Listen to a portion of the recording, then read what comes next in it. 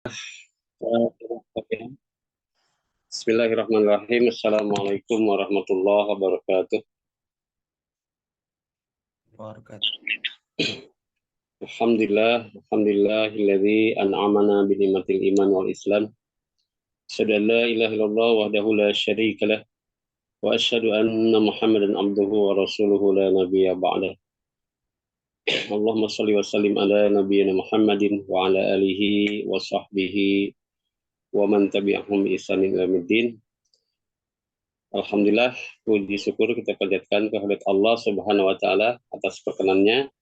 Pada malam hari ini kita diberikan oleh Allah kesempatan untuk berkumpul kembali dalam kajian rutin kita, insya Allah kajian kitab Hadis Arba'in yang diampu oleh Ustadz Teguh Purwanto LC. Dan Alhamdulillah Ustadz sudah hadir di tengah-tengah kita. Sempat tertunda 1 minggu ya karena beliau berhalangan. Insya Allah Alhamdulillah hari ini malam ini sudah bisa bergabung bersama kita. Salam dan salam sobat tersurah kepada Nabi Muhammad SAW, kepada keluarganya, sahabatnya, para pengikut setia ajarannya hingga akhir zaman, dan insya Allah kita termasuk di dalamnya.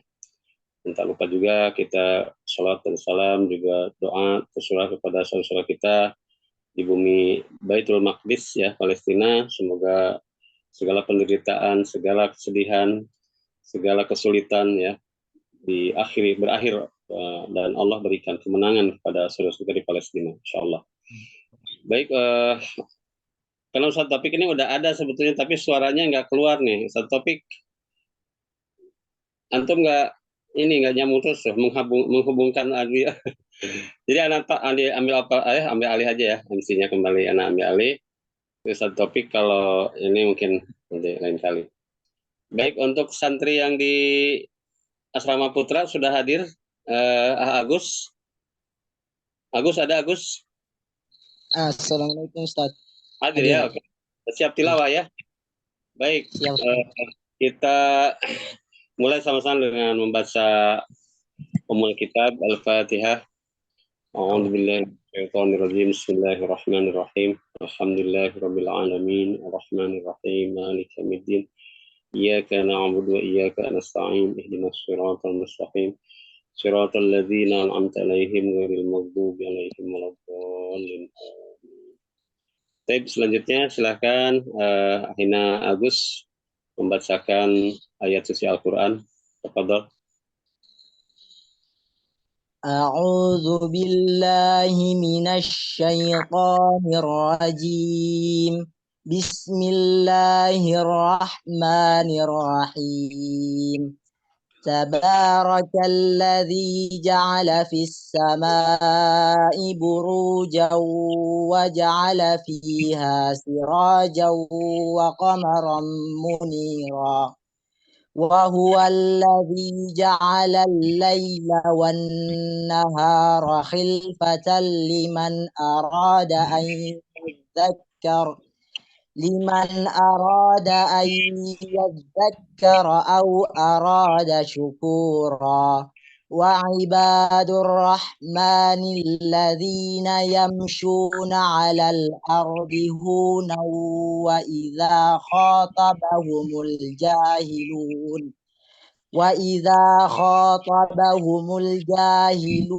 qalu salama. والذين يبيتون لربهم سجدا وقياما والذين يقولون ربنا اصرف عنا عذاب جهنم إن عذابها كان غراما إنها ساءت مستقرا ومقاما والذين إذا أنفقوا لم يسرفوا ولم يقتروا وكان بين ذلك قواما. صدق الله العظيم. Wassalamualaikum warahmatullahi wabarakatuh. Waalaikumsalam warahmatullahi wabarakatuh. Agus, ini beliau santri dari Pulau Seram, ya, sedang belajar di pesantren Hufaz Gema. Allah. Masya Allah. Semoga cita-citanya untuk jadi hafiz Quran Allah mudahkan ya, dan Allah senantiasa berikan keberkahan buat kita semua. Amin. Baik, teman-teman sekalian, ya ahlan wa sahlan kepada yang baru datang. Kita malam hari ini akan melanjutkan kajian kitab Hadis Arba'in.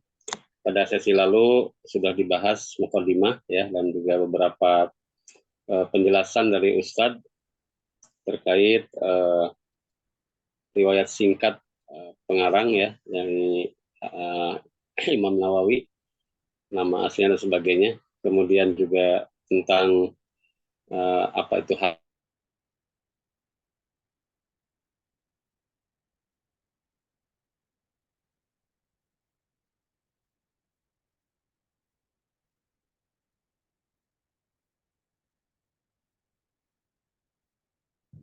menuntaskan sisa kajian hadis yang pertama yang belum selesai.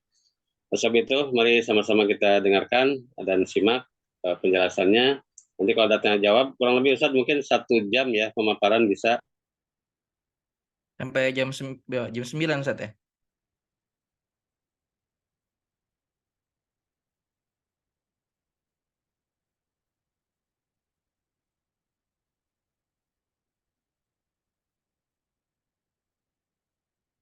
Baik, kalau begitu kita mulai kajiannya. Bismillahirrahmanirrahim. Assalamualaikum warahmatullahi wabarakatuh.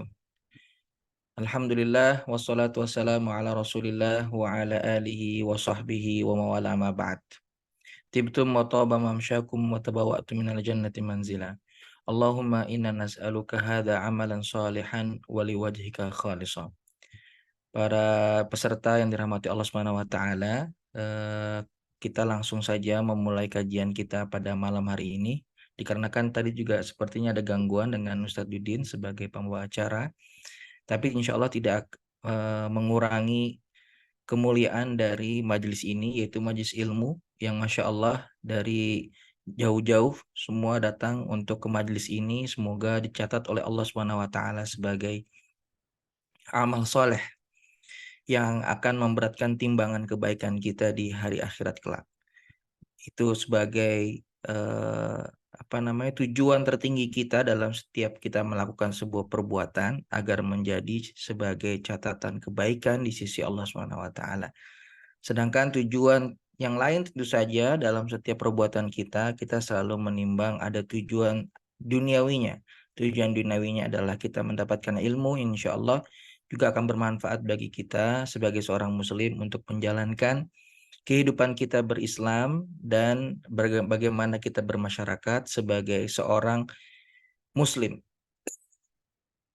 Para peserta sekalian, insya Allah pada malam hari ini kita akan melanjutkan kajian hadis arba'in kita di hadis yang pertama.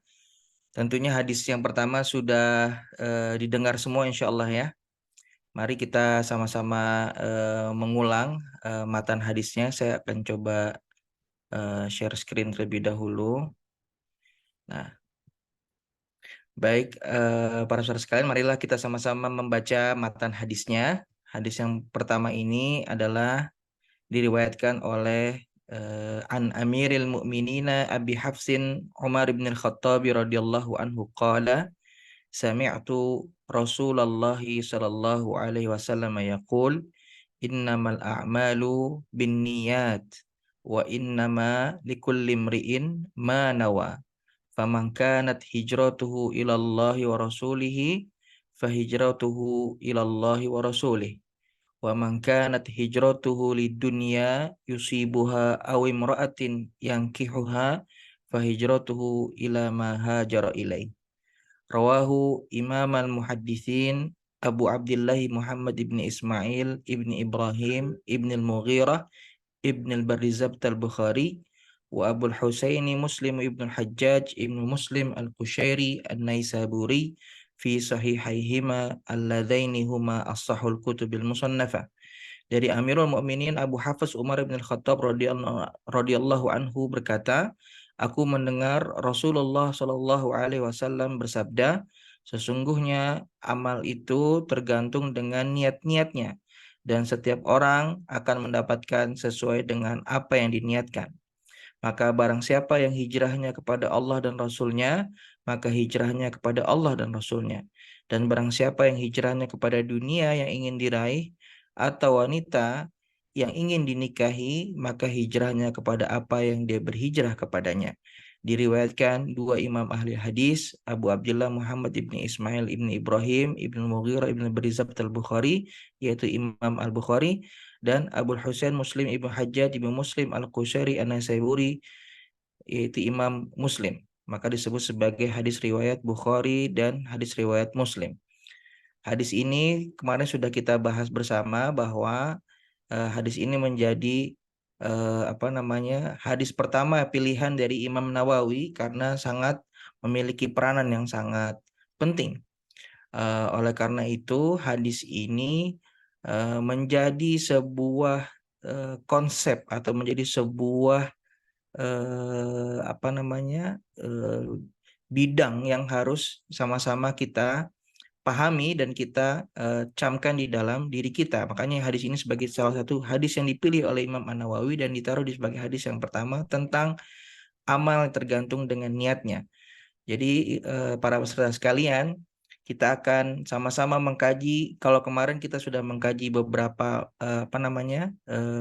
sejarah dari hadis tersebut dan juga bagaimana diriwayatkan, maka malam kali ini kita akan membahas tentang konten dari hadis tersebut. Hadis tersebut tentunya membahas tentang niat. Oleh karena itu, peranan niat di dalam keseharian kita harus dijadikan sebagai sebuah hal yang amat penting. Maka saya izin untuk share dari screen yang satunya lagi. Nah, ini ya.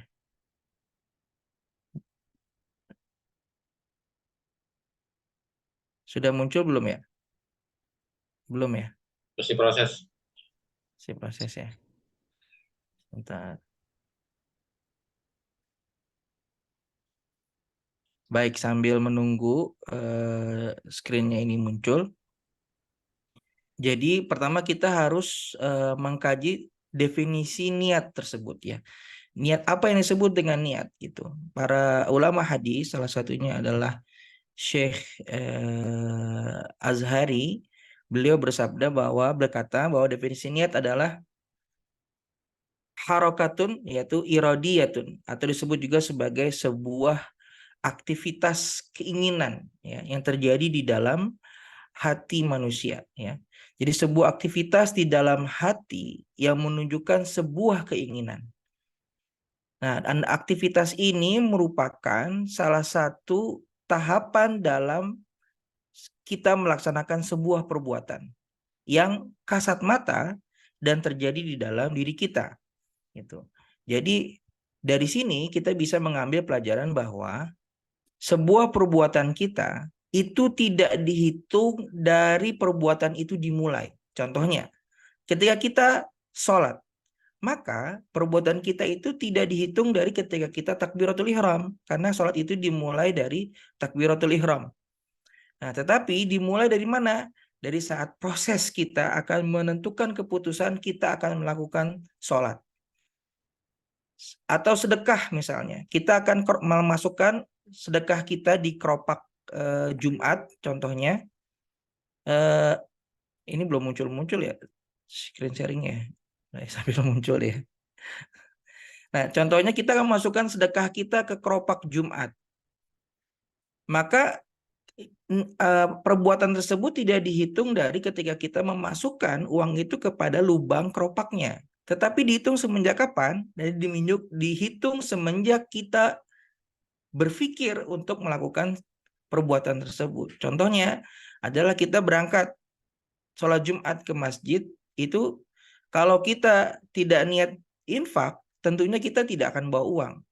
Tetapi ketika kita di rumah, nah kita sudah berpikir, jangan lupa dompet dibawa atau kita ambil sedikit dari simpanan kita, ditaruh di kantong kita, sudah diniatkan untuk apa? Nanti saya akan sedekah.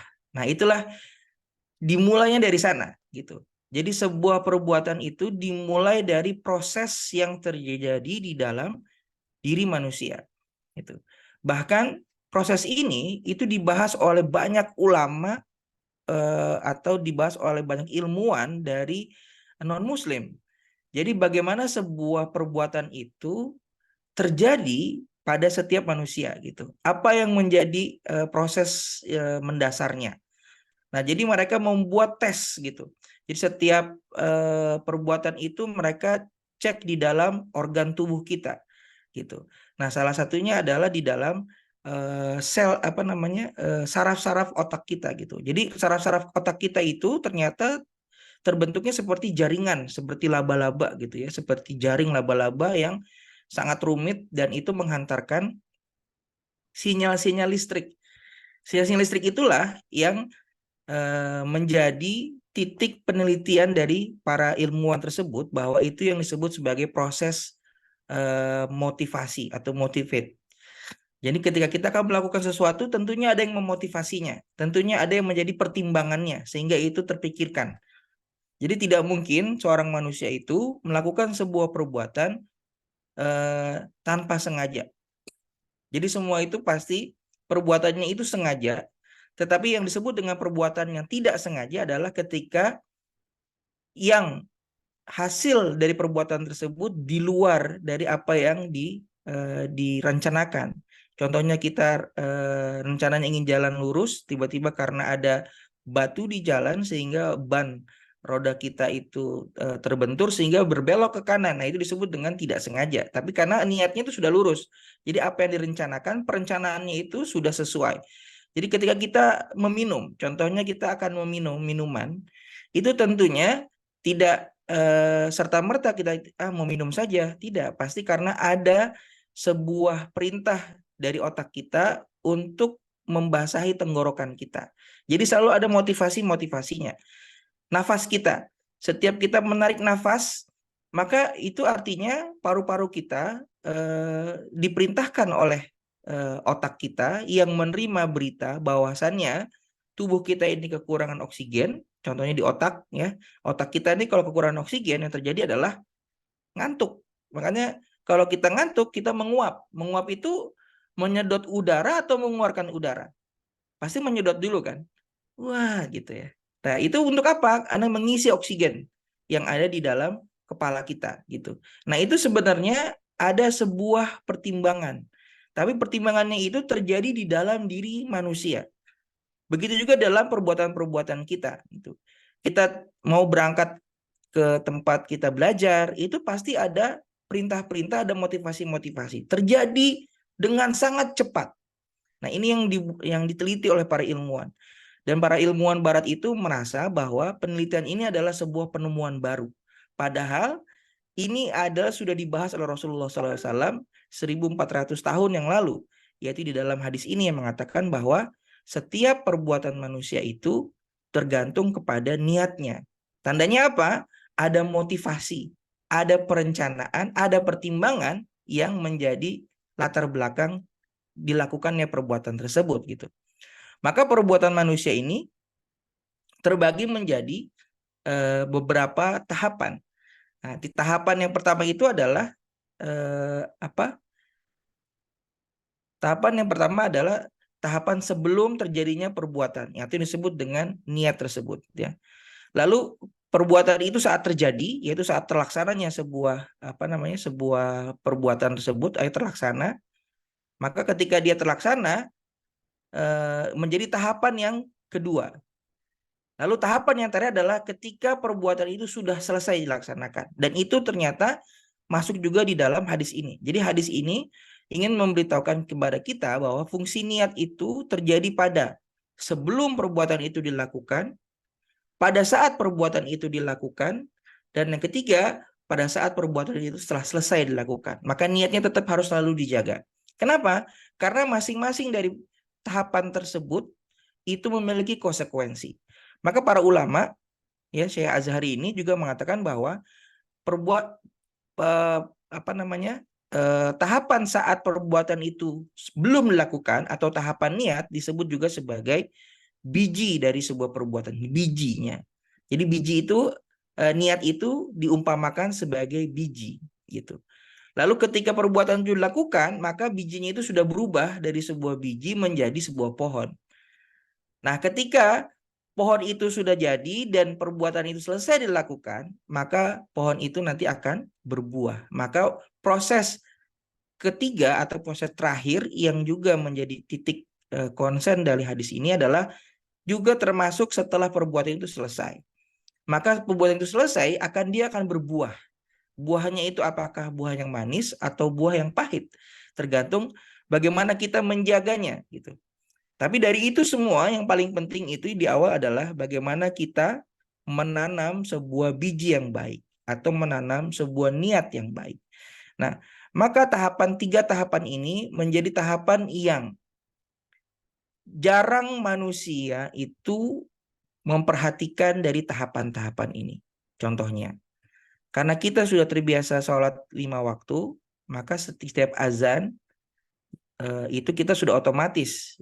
Nah ini nih, kata-kata otomatis itu seringkali menyampingkan pentingnya kita mereview niatnya. Nah inilah yang diingatkan oleh Rasulullah SAW dan juga di para ulama hadis, mengingatkan kita bahwa dalam setiap perbuatan kita memerlukan waktu untuk bisa mempertimbangkan perbuatan tersebut. Jadi ada momen, walaupun sebentar, tapi kita harus memberikan dua dua pertimbangan. Yang pertama adalah kenapa saya melakukan perbuatan ini, lalu yang kedua bagaimana saya melakukan perbuatan ini. Jadi perbuatan-perbuatan ini itu perlu perlu diperhatikan. Sebelum kita melakukan, kita punya momen untuk kita apakah kenapa saya melakukan ini. Itu penting. Saat kita sudah mengambil air wudhu, misalnya di rumah, lalu kita akan berangkat ke masjid, jangan lupa kita untuk berpikir, kenapa saya ke masjid ya? Nah, itu penting. Lalu tadi kita membacakan doa yang tadi kita baca, yang diajarkan juga oleh Sayyidina Umar. Doa itu adalah, Allahumma ja'al hadha amalan sholihan wali wajhika khalisan. Ya Allah, jadikanlah amal perbuatanku ini sebagai amal soleh dan hanya untuk meraih ridhomu. Gitu. Itu sangat penting. Apapun bentuknya, apakah ibadah maupun non ibadah. Lalu yang kedua, setelah kita mempertimbangkan itu, kenapa saya melakukan ini, maka kita harus mempertimbangkan hal yang kedua, yaitu apa? Yaitu bagaimana saya melakukan perbuatan ini. Maka perbuatan ini atau diproses dari tahapan yang kedua, yaitu ketika kita melakukan perbuatan tersebut, setelah kita mempersiapkan niatnya, maka harus sesuai dengan syariatnya. Maka kita harus memiliki fikihnya, kita harus memiliki ilmunya, bagaimana kita menjalankan perbuatan tersebut, baik sifatnya ibadah maupun non-ibadah. Setiap perbuatan itu harus berlandaskan ilmu. Itu perlu kita perhatikan. Bahwa ilmu yang kita miliki itu harus menjadi landasan kita berbuat. Contohnya kalau dalam ibadah mungkin sangat mudah. Jadi kalau kita ilmunya sudah jelas bahwa kalau sholat subuh itu ada namanya sunnahnya, sunnah qobliyah, berarti sholat qobliyah 2 rakaat jumlahnya. Lalu dari semenjak azan menuju iqomah itu ada waktu yang sangat berharga untuk kita berdoa. Nah, kalau kita punya ilmu itu, maka kita akan memanfaatkan waktu itu. Waktu di antara azan dan iqomah, ya kan? Kita akan terus memanjatkan doa, memohon permohonan kepada Allah. Lalu ketika iqomah berkumandang, maka kita mengutamakan diri kita sholat di soft yang pertama, ya kan? Kalau kita memiliki ilmu itu pasti kita jalankan. Nah, coba bayangkan orang yang datang ke masjid sholat subuh tapi tidak memiliki ilmu-ilmu yang tadi. Dia tidak tahu bahwa sholat subuh itu ternyata ada sunnah yang sangat mulia, yang sangat utama, yaitu qobliyah subuh. Akhirnya dia ketika datang, masuk ke masjid, apa yang dilakukan? Dia duduk. Langsung duduk, dia diam. Bahwa ternyata ada sunnah juga di dalam sholat subuh di dalam masuk masjid ada sunnah apa? Sunnah untuk sholat tahiyat masjid. Kalau dia nggak tahu, ya kan, maka dia akan langsung duduk. Karena sunnahnya sholat tahiyat masjid itu adalah sebelum dia duduk. Jadi ketika datang ke masjid, makanya kita tidak langsung duduk, tapi apa yang kita lakukan? Sholat tahiyat masjid. Sholat tahiyat masjid, lalu kita sholat qobliyah subuh. Nah, kalau ilmunya tidak ada, maka tentunya kita tidak akan melakukan hal tersebut. Itu kalau ibadah sangat mudah. Contohnya sekarang non ibadah, contohnya. Kita ingin naik kendaraan, naik mobil contohnya. Ketika naik mobil, kalau kita tidak punya ilmunya, maka kita akan sembarangan. Contohnya, saat kita memutar naik mobil itu atau naik motor pun sama, ketika kuncinya itu diputar untuk menstarter, itu tidak langsung di starter yang paling bagus, ya. Ternyata ilmunya adalah membiarkan dia terlebih dahulu untuk menyala sehingga listriknya itu sudah berjalan nih dari aki menuju ke komponen-komponen yang lain, baru kita nyalakan gitu. Sehingga akinya itu sudah siap untuk memercikan api untuk menyalakan pembakaran. Nah, itu ada ilmunya gitu. Kalau orang nggak punya ilmunya, maka dia akan main menyalakan aja gitu. Nah, bahkan kalau motor itu akan lebih bagus ketika pagi hari itu tidak dinyalakan dengan starter elektriknya, tetapi dengan apa?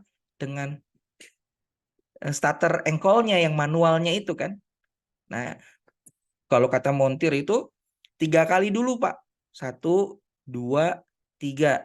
Nah, setelah itu baru dinyalakan. Nah, stop kontak nyala, baru di engkol biarnya. Kenapa? Biar olinya itu muter dulu Pak, katanya gitu. Nah, jadi kalau kita punya ilmunya, maka kita akan menjalankan amalnya itu dengan baik. Dengan amal yang sempurna, tidak merusak gitu. Ya. Jadi para rekan sekalian, ketika tahapan yang kedua, yaitu tahapan kita melakukan perbuatan harus dilandaskan kepada apa? Kepada sebuah ilmu, ya. Jadi ilmu kita itu harus selalu kita perbanyak, ya. Jadi ini sangat penting nih, contohnya si kajian-kajian seperti ini adalah untuk menambah perbendaharaan ilmu kita, sehingga kita tujuannya apa? Ilmu yang kita pelajari akhirnya bisa menemani kita saat kita beramal, ya. Oke. Nah, lalu tahapan yang terakhir adalah tahapan saat selesai perbuatan. Selesai perbuatan, kenapa ini menjadi concern bagi setiap seorang muslim? Ini yang membuat beda antara muslim dan non-muslim. Yang orang muslim tentunya sangat mengharapkan ganjaran, imbalan. Dari siapa? Dari Allah Subhanahu wa taala, ya. Jadi kalau seorang Bill Gates mendirikan sebuah yayasan dengan ratusan miliar dolar untuk membantu orang-orang yang terkena kanker, tetapi orientasinya setelah dia melakukan perbuatan tersebut untuk apa? Untuk dirinya supaya terkenal menjadi orang yang baik gitu. Bagi seorang muslim tidak perlu dengan perbuatan yang sangat besar seperti Bill Gates, tapi perbuatan sekecil apapun dia niatkan untuk mendapatkan apa? Ganjaran saja dari Allah Subhanahu wa taala. Karena terkadang perbuatan kita saat kita lakukan yang kaitannya dengan manusia yang lain itu terkadang mendapat penilaian yang tidak kita inginkan. Kita maksudnya ingin memberikan makanan contohnya. Kita masak masakan untuk kawan kita di asrama. Ya kan? Kita masak masakan supaya apa? Kawan kita senang. Saya kasih masakan. Nih, saya buatin masakan nih. Saya masak sendiri loh. Ternyata setelah dimakan, masakannya apa? Tidak sesuai dengan lidah kawan kita. Sehingga dia bilang apa? Apaan nih? Kamu kasih saya apa nih? Aku nggak bisa makan ini. Kamu mau ngeracunin saya ya? Nah, itu penilaian manusianya seperti itu. Tetapi saat kita melakukan perbuatan itu dan niatnya karena apa? Karena Allah, ya, karena Allah, mendapat ridha Allah, memberikan hadiah untuk sesama saudara muslim, mendapat ganjaran dari Allah, maka apa yang terjadi saat kita menerima penilaian yang tidak kita harapkan, kita jadinya tidak goyah gitu. Oh, mohon maaf kalau tidak pas di lidah kamu, tapi saya niatnya baik, saya niatnya untuk membuat kamu senang gitu. Nah, jadi kalau orientasi kita dalam setiap perbuatan itu karena Allah, tidak ada rasa la khaufun alaihim walahum yahzanun. Itu yang disebut dengan Allah SWT berkata orang-orang yang beriman itu adalah la khaufun alaihim walahum yahzanun. Tidak ada rasa takut bagi seorang muslim, tidak ada rasa takut bagi seorang mukmin, dan tidak ada rasa sedih bagi seorang mukmin sejati. Karena apa? Karena dia memiliki Allah yang Rahman dan Rahim.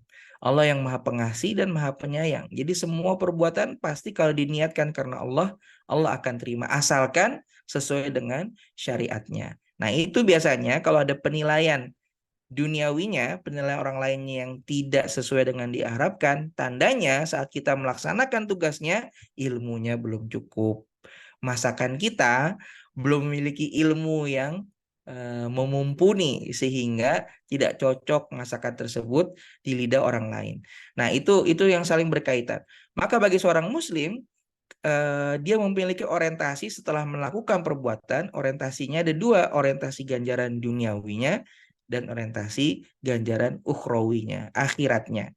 Ya, jadi selalu itu yang menjadi pandangan, kacamata setiap seorang muslim. Ketika melakukan perbuatan, dia mengharapkan ridho Allah SWT untuk mendapatkan ganjaran akhirat, dan karena dilandasi oleh ilmu yang mapan, memumpuni, sehingga saat melakukan pekerjaannya itu sangat baik, sehingga dia mendapatkan ganjaran dunia juga yang baik.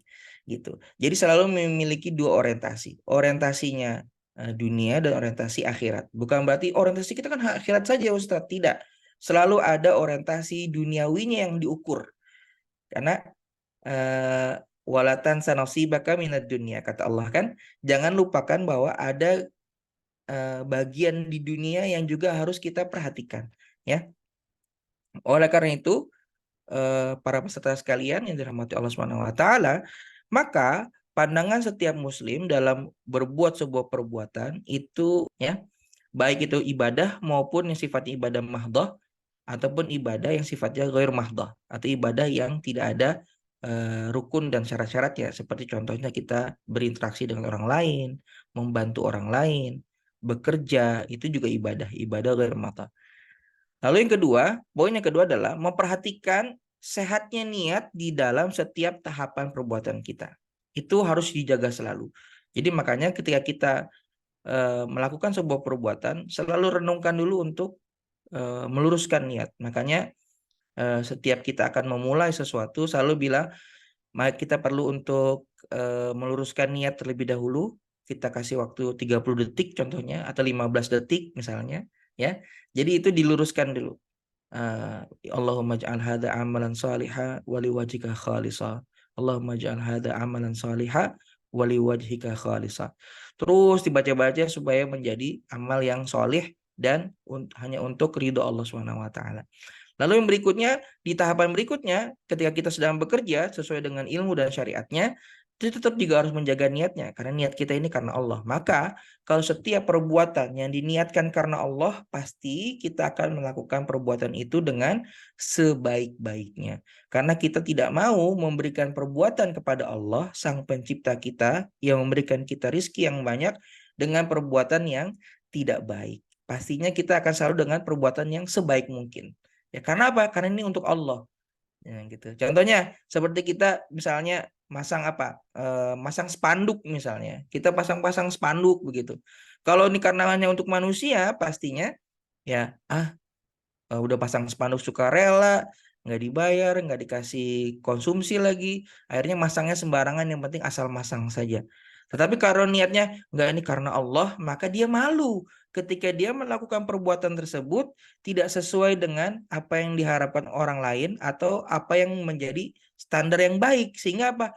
Malu sama Allah. Karena Allah itu melihat, walaupun kita disuruh masang spanduknya misalnya malam-malam contohnya, atau di tempat yang nggak ada orang sebenarnya di situ, tapi dia karena tahu ini karena untuk Allah, maka dia akan melihat, tapi Allah lihat, Allah Maha melihat. Jadi apa? Malu dengan Allah sehingga dia memasangnya dengan baik. Nah, itu kalau kita menjaga niatan kita saat kita melakukan perbuatan. Apa saja perbuatannya ya? Saat kita berdagang, saat kita menanam misalnya, saat kita berkebun. Nah, itu juga selalu diniatkan karena Allah, maka kita akan melakukan perbuatan tersebut dengan perbuatan yang terbaik. Lalu berikutnya adalah berorientasi pada perbuatan kita itu selalu berorientasi pada tujuan penciptaan kita. Nah, Allah itu menciptakan manusia untuk apa? Untuk apa? Dua hal, ya. Untuk ibadah dan juga untuk kita menjaga dunia ini atau muamarah, ya. Nah, jadi kita wa ma khalaqtul insa wal jinna illa liya'budun. Satu liya'budun. Lalu yang kedua apa? Dalam surat Al-Baqarah ini ja'ilun fil ardi khalifah. Kata Allah apa? Menjadi khalifah. Khalifah itu tugasnya apa?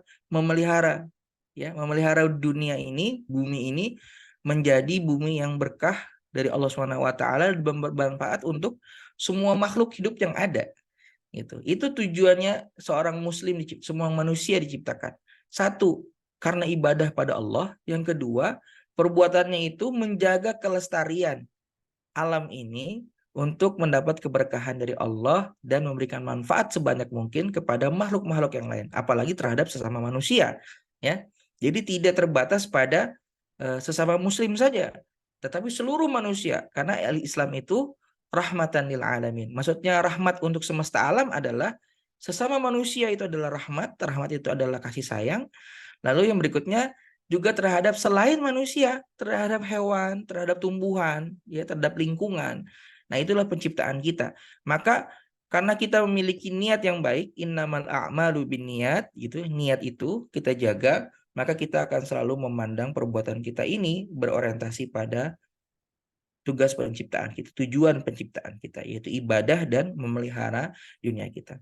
Jadi rekan-rekan sekalian, poin pelajaran berikutnya dari hadis yang berikut tadi itu adalah niat kita ini saat kita lakukan itu tidak hanya pada niat ibadah saja, karena dilihat dari definisi niat yang tadi sudah kita pelajari bersama di awal. Jadi niat itu karena adalah sebuah motivasi dan sebuah pertimbangan awal dalam setiap kita berbuat, maka tentunya niat yang kita tanamkan karena Allahnya itu harus juga berlaku pada setiap perbuatan kita, baik yang sifatnya ibadah maupun sifatnya tidak ibadah. Lalu bagaimana fungsi niat pada yang sifatnya ibadah? Nah, maka apalagi selain ibadah itu kita harus menjaga niat, apalagi kalau kita sedang beribadah. Apalagi saat kita melakukan sebuah ibadah, contoh ibadah sholat, ibadah puasa, ibadah zakat, sedekah, haji, umroh, itu memiliki niat-niat yang berbeda. Makanya saat kita beribadah, niat itu memiliki fungsi apa? Niat dalam ibadah memiliki fungsi satu, membedakan antara perbuatan ini ibadahkah atau perbuatan non-ibadah. Maksudnya ibadah mahdoh atau ghair mahdoh, ya. Jadi kalau misalnya niatnya ini untuk umroh, ya berarti umroh. Kalau niatnya untuk tamasya, ya dia tamasya, tidak pakai niat umroh gitu ya. Itu yang pertama. Lalu yang kedua adalah niatnya niat ini adalah membedakan antara ibadah yang satu dengan ibadah yang lain. Ya, contohnya ini adalah sholat sunnah atau sholat qadha atau sholat wajib. Nah, itu juga harus dicamkan niatnya sehingga membedakan antara ibadah yang satu dengan ibadah yang lainnya. Itu kalau di dalam ibadah. Tadi yang sebelum ibadah, selain ibadah gitu ya. Jadi ikhwa fillah rahimakumullah, hadis ini ya menjelaskan tentang bagaimana pentingnya niat itu di dalam setiap perbuatan kita. Bahkan Rasulullah SAW menguatkan kembali pada redaksi yang berikutnya. Redaksinya apa? Innamal a'malu binniyat, ya kan? Lalu apa? Wa innama likulli imri'in manawa. Dan sesungguhnya bagi setiap manusia mendapatkan ganjaran apa yang dia niatkan. Yang menjadi penguat kita untuk bisa selalu menjaga niat itu salah satunya adalah kita meyakini di dalam kita hidup selalu Allah memberikan dua malaikat, ya kan, malaikat Raqib dan malaikat Atid, ya. Raqib Atid ini yang selalu mencatat saat kita tidur, saat kita bangun, saat ada orang, tidak ada orang, itu Raqib Atid itu selalu hadir, ya, selalu ada di samping kita, di setiap orang. Ya, jadi baik itu muslim atau non muslim, Allah itu menaruh Raqib dan Atid. Ya, perbuatan baik akan dicatat oleh malaikat Raqib dan perbuatan yang buruk akan dicatat oleh malaikat Atid. Ya, jadi ketika perbuatan kita sering berbuat kebaikan, maka yang paling sibuk malaikat siapa? Malaikat raqib ya. Malaikat raqibnya sibuk nih. Malaikat atidnya nganggur. Kenapa? Nganggur, nggak ada yang bisa dicatat. Orangnya berbuat baik terus. Masya Allah ya. Kalau kita menjadi manusia yang begitu, ya, maka kita akan sangat beruntung sekali. Sangat sedih kalau kita yang sibuk malaikat atid, ya, sibuk malaikat atidnya, malaikat raqibnya nganggur. Kenapa? Karena, aduh, nggak ada perbuatan baik yang bisa saya catat nih ya Allah. Sibuk tuh si atid tuh. Jadi Masya Allah ya, itu sangat merugi sekali setiap manusia kalau yang sibuknya adalah malaikat atid. Maka kita berdoa kepada Allah SWT agar selalu menjaga kita menjadi seorang muslim yang baik, ya, seorang muslim yang menjaga keimanannya. Karena keimanan itu juga berpengaruh pada kita berbuat. Jadi al-iman yazidu wa yanqus. Jadi keimanan itu kadang bertambah, kadang menurun. Nah, kadang kita bertambah, maka kita senang dengan ibadah, kita senang menjaga niat gitu ya. Apalagi kalau lagi sedang kajian seperti ini, Masya Allah. Sepertinya kita selalu merasa, ya Allah, saya kayaknya siap untuk masuk surga nih. Saya akan jaga niat, saya akan selalu menulis niat-niat saya akan selalu begitu. Tapi ketika majelisnya selesai, kita kembali beristirahat, besok paginya lupa sama ilmu yang kita pelajari bersama malam ini nih. Akhirnya apa? Lupa dengan niatnya, lupa dengan ilmunya. Sehingga apa? Sehingga yang kita lakukan itu serba otomatis. Akhirnya apa? Tidak ada pertimbangan duniawi dan ukhrawinya. Nauzubillah min dzalik. Nah, jadi ketika iman itu naik, kita bersyukur kepada Allah, dan ketika kita iman turun, kita berlindung kepada Allah dari hal-hal yang menyebabkan iman kita turun. Karena iman kita turun itu tidak hanya datang dari setan, tapi terkadang juga datang dari hawa nafsu kita sendiri. Nah, terutama adalah lingkungan tempat kita bergaul. Makanya alhamdulillah kalau di Gema, Masya Allah ya Ustadz ya, kita selalu berkumpul dengan orang-orang yang cinta dengan Al-Quran, orang-orang cinta dengan ilmu, sehingga kita Amin ya Allah. menjaga diri kita untuk menjadi seorang muslim yang baik dan menambah keimanan kita kepada Allah SWT.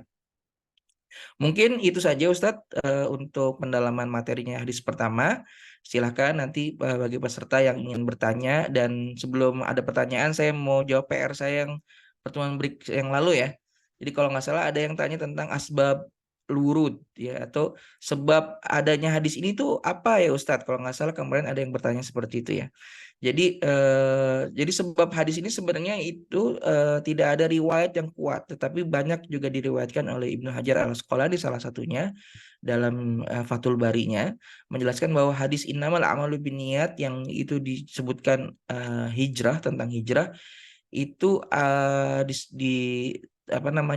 terjadi saat ada salah seorang sahabat yang berhijrah ke Madinah, disebut dengan hijrahnya Ummu Qais namanya. Jadi Muhajir Ummu Qais ya.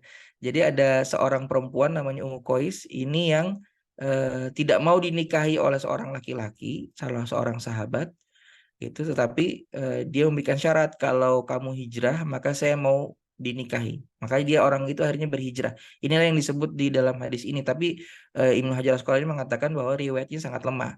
Jadi memang hadis ini didengar oleh rawi tabi'innya adalah saat Umar bin Al-Khattab itu berada dalam mimbar dalam khutbah dan menyebutkan hadis ini gitu. Jadi hadis ini memang satu-satunya diriwayatkan oleh Umar bin Al-Khattab saja. Tidak ada sahabat lain yang meriwayatkan hadis ini, dan Umar bin Khattab tidak menyebutkan apa asbab terjadinya hadis ini. Tetapi ada beberapa riwayat mengatakan ada disebut dengan Muhajir Ummu Qais ya. Nah, ini Muhajir Ummu Qais ini yang menjadi salah satu latar belakang kenapa Rasulullah SAW mengatakan mangkana hijratu lid dunya yusibuha awi mura'atin, barang siapa yang hijrahnya itu untuk dunia atau untuk perempuan yang ingin dia nikahi, fa hijratuhu ila ma hajara ilai, dan maka pahala hijrahnya itu hanya kepada apa yang dia niatkan. Itu ya, wallahu a'lam bishawab, itu yang mungkin bisa kami sampaikan. Silakan berikutnya untuk sesi tanya jawab, disilakan. Baik, ya Allah khair Ustaz Teguh sudah menguraikan ya sisa dari bahasan kemarin ya, yang tadi sudah dijelaskan tentang kandungan dari hadis tersebut ya. Subhanallah, luar biasa bagaimana posisi niat dalam setiap amal kita ya, nggak sembarangan tuh. dengan niat akan merubah status amal tersebut ya Sad ya. Betul, Nah, bisa betul. jadi kayak umroh, saya katakan tadi umroh ya, bisa jadi dia jadi jalan-jalan biasa gitu ya, kalau tidak diniatkan ibadah. Dan jadi ibadah kalau memang kita niatkan untuk ibadah. Dan demikian juga amal-amal lainnya ya. Makanya ketika pra amal ya, sebelum beramal, ketika beramal, pasca beramal, niat itu harus selalu dijaga begitu, Masya Allah. Dan memang yang saya rasakan juga misalnya pasca ya, kebanyakan pasca misalnya. Nah kok begini, akhirnya kita jadi mutung misalnya, karena niat dalam dakwah misalnya ya, kok nggak dicalekan misalnya gitu, atau apa gitu. Itu banyak sekali. Memang subhanallah, betul dari niat saja kita sudah banyak belajar. Maka silakan kepada jamaah yang ingin memberikan tanggapan, masukan, atau pertanyaan ya, silakan. Bisa langsung acungkan jempol, bisa. Itu ada di chat. Silakan.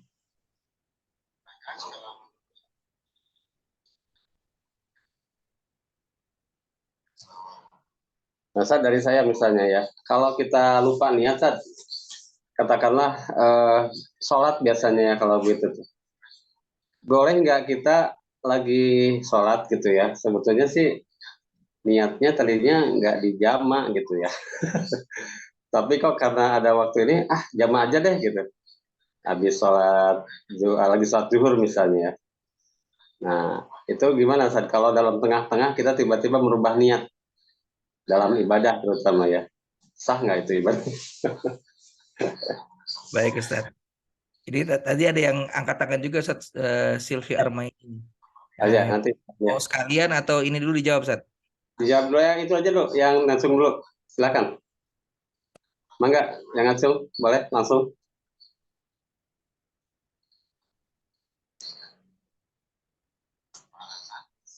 Siapa tadi? Silvi Armaini. Mangga, Mbak Silvi atau Bu Silvi, atau menulis chat. Silakan. Bu Silvi. Udah. Oke, mangga langsung. Bismillah Ustadz, izin bertanya terkait Ya. Afwan, ini ada 2 pertanyaan sebenarnya. Cuman yang Silakan. pertama mengenai pembahasan bab niat ini, apa yang menjadi tolak ukur bagi kita Ustadz, bahwasanya niat kita itu benar-benar sudah lurus karena Allah, bahwasanya niat kita itu benar-benar sudah. Mangga, Ustaz. Satu lagi pertanyaannya apa, Mbak? Satu pertanyaan atau 2 pertanyaan?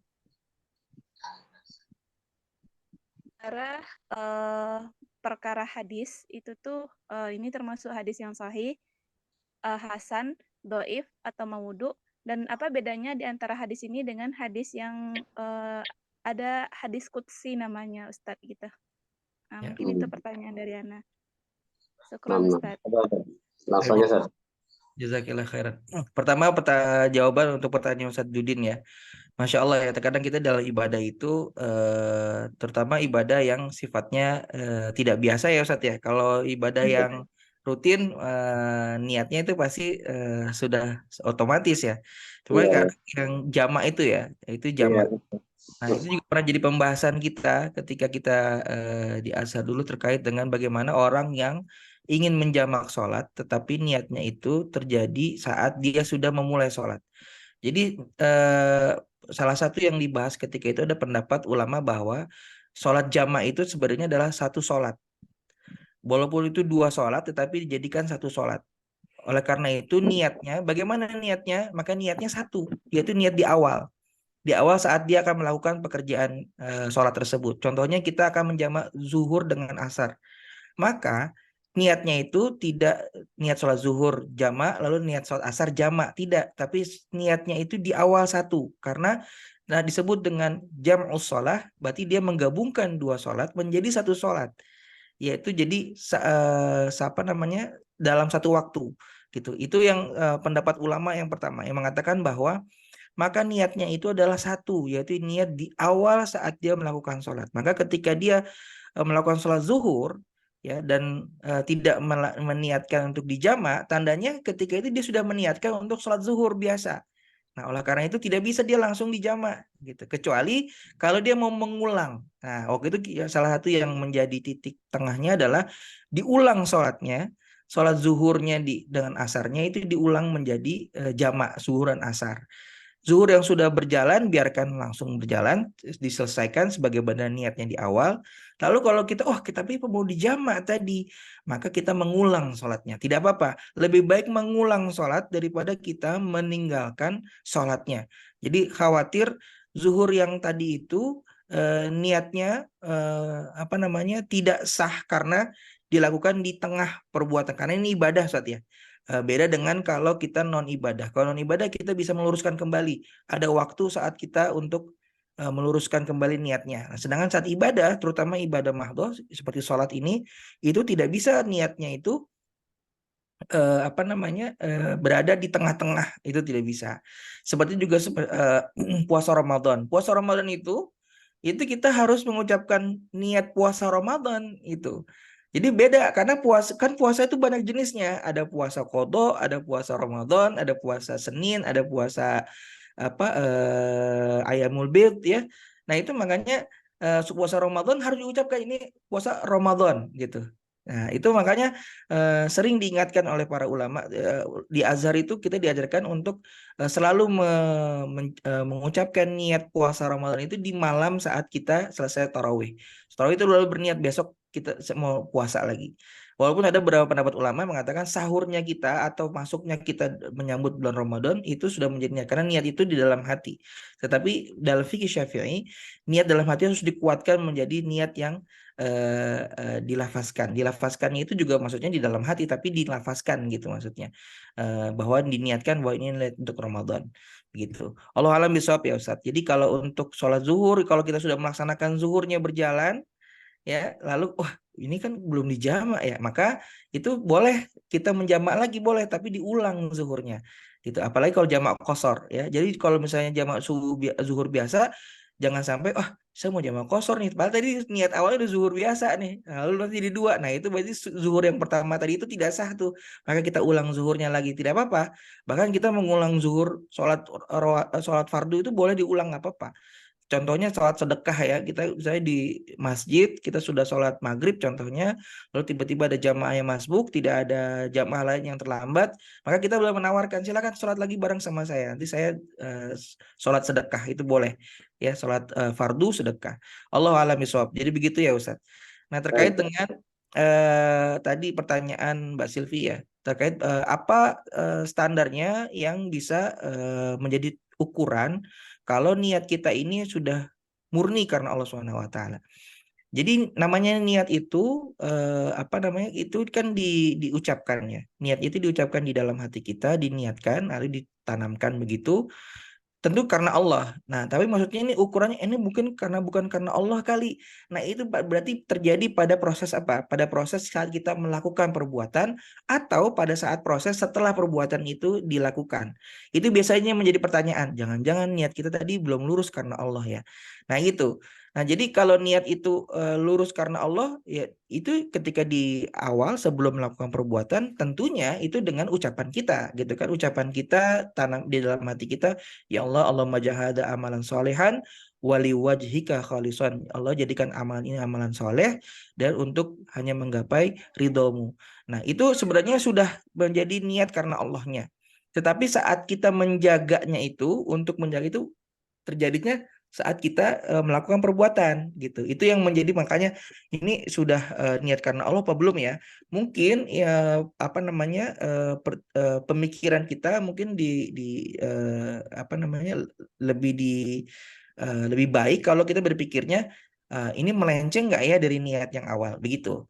Karena ke setiap niat itu kalau misalnya sudah diniatkan karena Allah ya dijaga. Nah, ketika agak melenceng, contohnya kayak mulanya kok jadi nggak semangat ya? Kalau misalnya contohnya saya semangat belajar kalau yang ngajar ustadz ini contohnya atau ustazah ini yang ngajar, saya semangat nih. Tiba-tiba ustazahnya tidak datang, akhirnya apa? Nggak semangat nih kayaknya. Atau dosennya nggak datang, atau gurunya nggak datang. udahlah nggak semangat lagi belajarnya. Nah ini tandanya apa? Oh ini belajarnya tandanya karena Allah. Lurusin lagi nih. Nah itu tadi maksudnya kita luruskan lagi. Itulah fungsi kita mengingat itu. Karena Umar bin Khattab itu sering mengatakan apa kepada saudara sahabat-sahabatnya, ya Muslim ta'al najlis sa'ah nu'min sa'ah.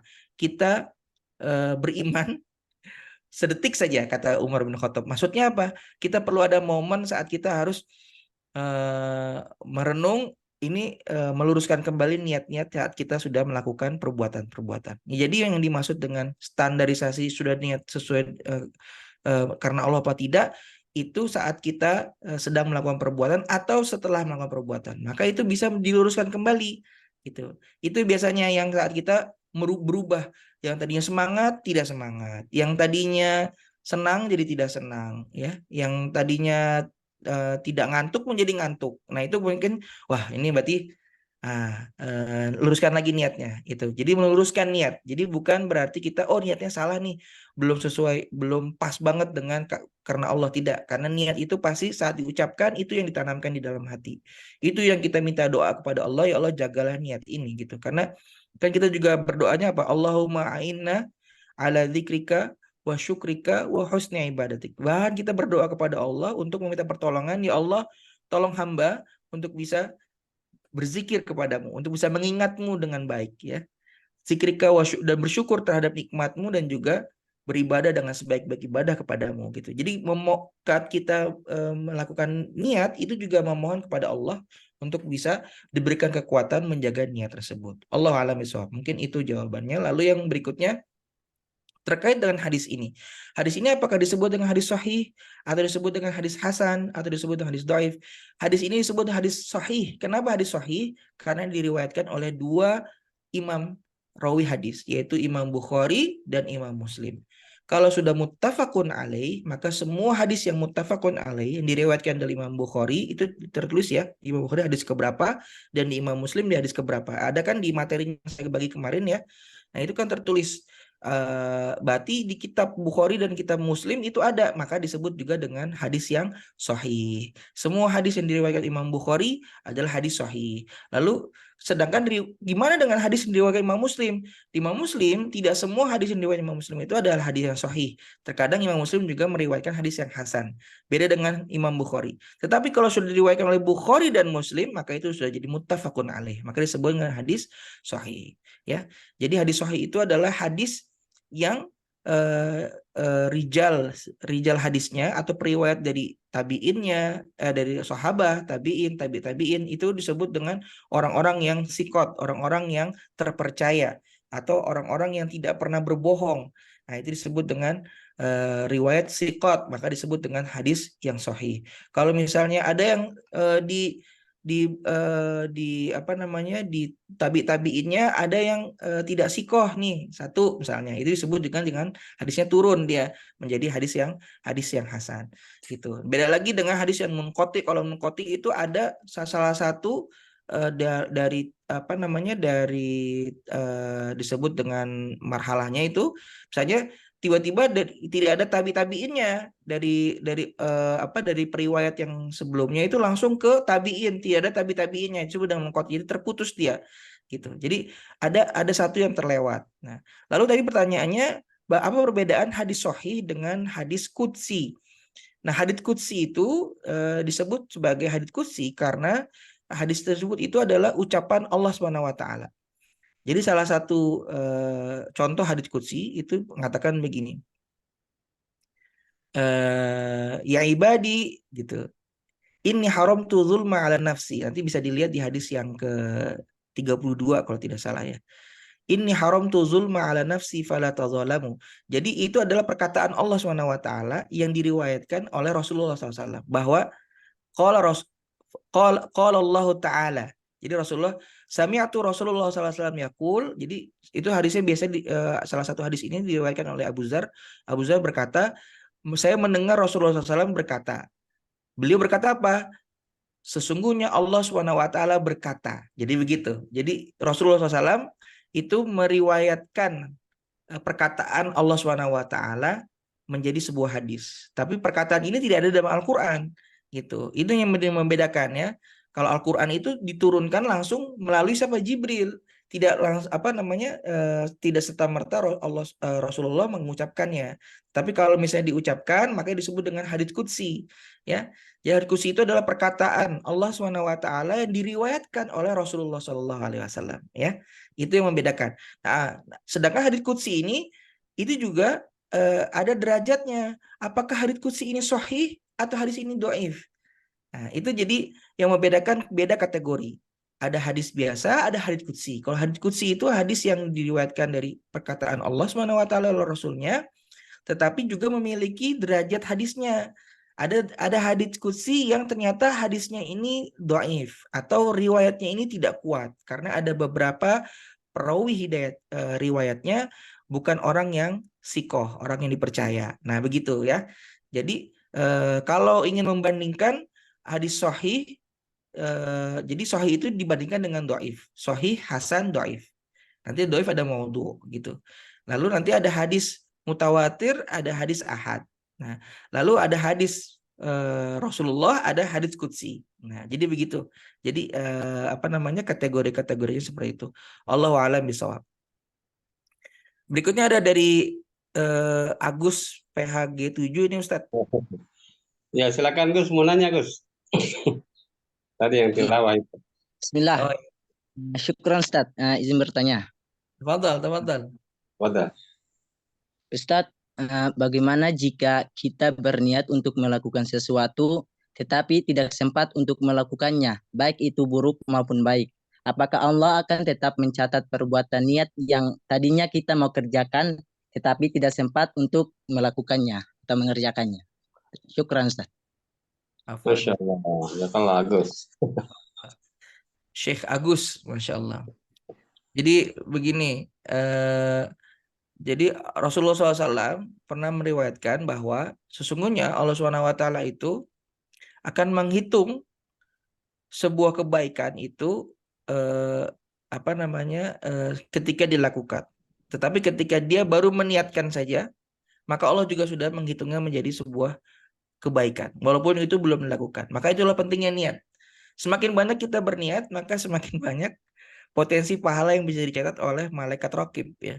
Tetapi niat itu nanti ada dua kategori. Niat shadiq, niat yang murni, yang benar-benar, atau niat main-main ya.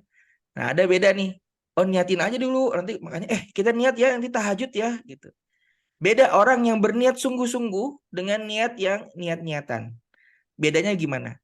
Orang yang niat tahajud misalnya. Kalau orang niat tahajud, pasti dia akan apa? Pertama dia akan mempersiapkan, ya Allah, saya telat juga tidurnya ini.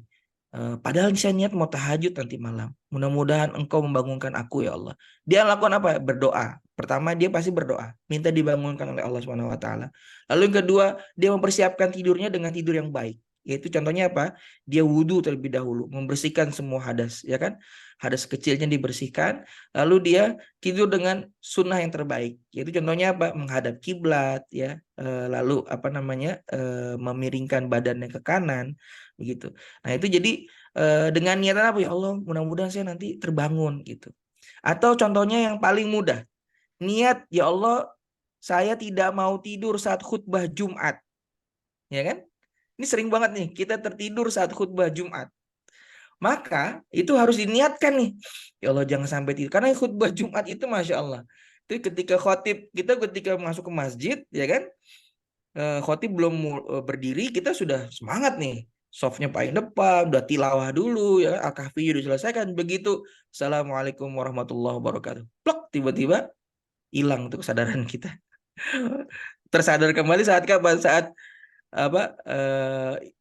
barakallahu li wa lakum fil Qur'an. Barakallahu, udah begitu udah tutup khutbah baru kita sadar. Atau jangan-jangan saat qomat ya kita baru sadar kalau kita tertidur. Padahal niatnya tidak. Nah, bagaimana membedakan antara niat main-main dengan niat tidak main-main ya? Kalau niat yang sungguh-sungguh maka dia bilang, "Ya Allah, saya tidak," pertama berdoa, kedua wudu yang isbagul wudu ya, wudunya dengan baik. Lalu misalnya contohnya minum kopi misalnya. Ya Allah, aku niatkan minum kopi ini supaya tidak tidur saat khutbah Jumat. Ini yang begini nih yang ngerasain laki-laki aja nih. Kalau perempuan nggak ngerasain khutbah Jumat setiap Jumat. Nah itu minum kopi dulu misalnya. atau mandinya harum ya supaya segar gitu ya. Nah, itu ya, ada hal-hal yang sifatnya ketika kita niatkan, maka niatnya dengan baik, sehingga itu yang akhirnya Allah catat menjadi kebaikan itu ya, karena sudah diniatkan, tapi dengan niat yang baik. Niat tahajud, niat sedekah ya, atau niat mau umroh, niat mau haji gitu. Itu harus diniatkan. Ya, diniatkan saat kapan? Saat mau berangkat haji? Enggak dong. Niat haji diniatkan saat-saat dari sekarang. Saat kita sudah sadar bahwa rukun Islam itu ada 5, ya kan, niat yang rukun yang kelima adalah rukun haji, maka nah itu yang harus kita niatkan. Nah, kalau ini niatnya sungguh-sungguh gimana? Saya udah niat Ustaz pengen umroh, tapi ya gimana ya, belum ada rezekinya. Nah, dicek tuh niatnya sudah benar atau belum. Kalau niat sungguh-sungguh, minimal sudah punya apa? Celengan tabungan umroh, ya kan? Ada kotak tuh saja tabungan umroh, masukin 2.000, masukin 500, masukin 1.000. Yang penting udah ada tabungannya tuh, ya Allah, saya udah niat bener ya, saya udah buat tabungan gitu. Nah, nanti Allah yang akan memberangkatkan, gitu kan? Sebagaimana perintah Allah kan, wa'adzin finnasi bil hajj, ya kan? Allah suruh kita, suruh Nabi Ibrahim untuk azin, ya, untuk menyeru kepada manusia untuk datang ke Baitullah untuk haji gitu. Lalu Nabi Ibrahim berkata, ya Allah, suara saya kecil begini, bagaimana seluruh manusia bisa saya seru? Kata Allah apa? Kewajibanmu untuk berseru, sedangkan menyampaikan seruanmu kepada seluruh umat manusia, wa alainal bala, kata Allah, biar kami yang menyampaikan. Masya Allah. Jadi panggilan Allah untuk pergi ke Baitullah itu Allah yang menyampaikan. Nah, orang-orang itu hanya ayo kita umroh yuk gitu. Ya paling hanya segelintir, tetapi yang menggerakkan kita untuk bisa datang ke Baitullah itu Allah saja. Nah, jadi begitu ya. Jadi kalau niatnya baik, Allah akan mencatat jadi kebaikan walaupun belum dilakukan karena sudah niat saja. Tetapi kalau buruk beda. Kalau buruk, walaupun dia berniat buruk tetapi belum dilakukan, maka dia tidak dicatat sebagai sebuah keburukan. Jadi Allah selalu apa? Menunda, selalu meminta malaikat atid untuk menunda. Jangan dulu kamu catat sampai dia benar-benar lakukan. Gitu. Contohnya ya, misalnya nih, dia mau pacaran contohnya, ya kan? Dia seneng nih sama perempuan. Gimana nih ya? Ragu-ragu nih, udah punya nomor WA-nya nih.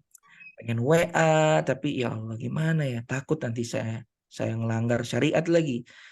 Itu malaikat atid udah mau nyatet tuh, gitu kan, udah gemes dia nih kan, tapi dia belum WA nih. Allah bilang tunggu atid, tunggu gitu. Akhirnya dia apa? Nggak jadilah gitu.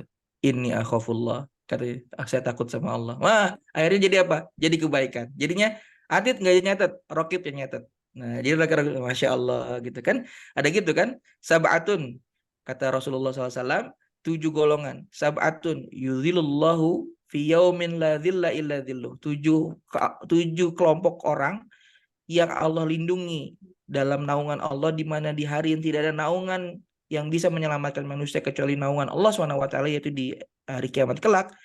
Yaitu siapa? Salah satunya adalah syabun, ya, da'atu imra'atun, orang pemuda yang dipanggil oleh seorang perempuan zata jamalin wan mansabin, yang memiliki kecantikan dan kekayaan. Lalu dibilang apa? Inni akhafullah. Enggak, saya takut dengan Allah gitu. Masya Allah. Ini pemuda terutama ya. Berat kalau cobaannya perempuan gitu. Nah, kalau ketika dia bisa menghindari, dia akan dapat pahala itu ya. Jadi kalau dia belum melakukan, maka kata Allah, atid jangan dulu catat gitu. Lalu ketika dia tidak jadi melakukan karena Allah, maka berubah. Tadinya mau dicatat sama atid, nggak jadi dicatat. Yang mencatat jadi siapa? Raqib. Masya Allah. Allah itu maha rahmah ya.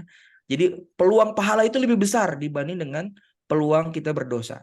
Jadi insya Allah jangan pernah kita putus asa dengan rahmat Allah SWT. Karena itu tadi, Allah itu lebih mudah mencatat kebaikan dibanding mempertimbangkan sebuah keburukan. Allahu a'lam bishawab. Ya Gus ya, semoga Allah SWT menolong kita semua, memberikan kita kekuatan untuk selalu berbuat baik dan menghindarkan dari perbuatan yang buruk insya Allah. Ada lagi Ustadz? Baik, Agus ya, perhatikan tuh jawaban Ustadz ya, hati-hati. Niat baik akan langsung dicatat, niat buruk akan ditahan dulu ya. Banyaklah berniat baik, insya Allah. Taib, ada lagi? Di chat ada nggak nih? Nggak ada ya? Oke. Mungkin cukup mungkin ya. Alhamdulillah deh, insya Allah penjelasan-penjelasan dari Ustadz terkait niat ini akan memberikan pengayaan kepada kita ya, pembekalan agar dalam beramal itu kita betul-betul memiliki kualitas yang terbaik ya. Karena dengan niat yang baik tadi disampaikan akan menghasilkan suatu amal yang baik gitu ya. Baik itu ketika, dan pasca amal itu akan selalu dalam koridor ridho Allah Subhanahu wa taala ya. Semoga kita semua mendapatkan manfaat dari kajian ini, dan juga terutama adalah pada Ustadz, semoga semakin barokah ilmunya ya, keluarganya diberikan kesehatan dan senantiasa memberikan pencerahan kepada kita untuk selanjutnya. Insya Allah sesi 3 akan dilakukan 2 minggu berikut ya Ustadz. Semoga lagi nggak umroh ya, umroh nggak nih 2 minggu berikut? Sepertinya lagi umroh itu, Ustaz. Umroh ya. Apa Pak, mudah-mudahan ada waktu kita nanti online kan ya. Allah di Tanah Suci ya, Masya Allah. Nanti Ustadz lagi sana online-nya di Raudhah atau di mana gitu ya, Masya Allah. Benar. Allah, Insya Allah. Tapi mungkin Ustadz mohon doanya tepat. Baik, mari para ikhwas sekalian, saudara-saudara sekalian, kita tutup majelis kita dengan sama-sama berdoa kepada Allah Subhanahu wa taala. Kita mulai dengan beristighfar terlebih dahulu. Astagfirullahaladzim, astagfirullahaladzim, astagfirullahaladzim, alladzi la ilaha illa huwal hayyul qayyum wa atubu ilaih min jami'il ma'asi wa dhunub, la haula wa la quwata illa billahil aliyil azim. Allahumma salli ala Sayyidina Muhammadin fil awwalin wa salli ala Sayyidina Muhammadin fil akhirin wa salli ala Sayyidina Muhammadin fi mala'il a'la ila yaumiddin. Allahumma al hadha jam'ana hadha jam'an marhuma wa tafarraqna min ba'di tafarruqan ma'suma. Allahumma ij'al amalana hadha amalan salihan wa liwajhika khalisa. Allahumma 'allimna ma yanfa'una wanfa'na bima 'allamtana ya arhamar rahimin. Allahumma as'aluka ilman nafi'an wa rizqan halalan tayyiban wa amalan salihan mutaqabbalan. Rabbana zalamna anfusana fa illam taghfir lana wa tarhamna lanakunanna minal khasirin. Rabbana wa liwalidina warhamhum kama rabbawna shighara. Allahumma innaka ta'lam anna hadhil qulub qad ala mahabbatik wal ala ta'atik wa tawahhid ala da'watik wa ta'ahadat ala nusrati syari'atik fawathiq marabitataha wa addimha wahdiha subulaha wa mla'ha nurika alladhi la yakhbu washrah suduraha bifaydil imani bik wa jamil tawakkuli alaik wa ahyiha bima'rifatik wa amit ala syahadati fi sabilik innaka ni'mal maula wa ni'man nasir. Allah amin. Wa sallallahumma ala sayyidina Muhammadin wa ala alihi wa sahbihi wa sallim. Subhana rabbika rabbil izzati amma yasifun wa salamun alal mursalin walhamdulillahi rabbil alamin. Alhamdulillah, jazakallah Ustaz, dan juga kepada para peserta semua.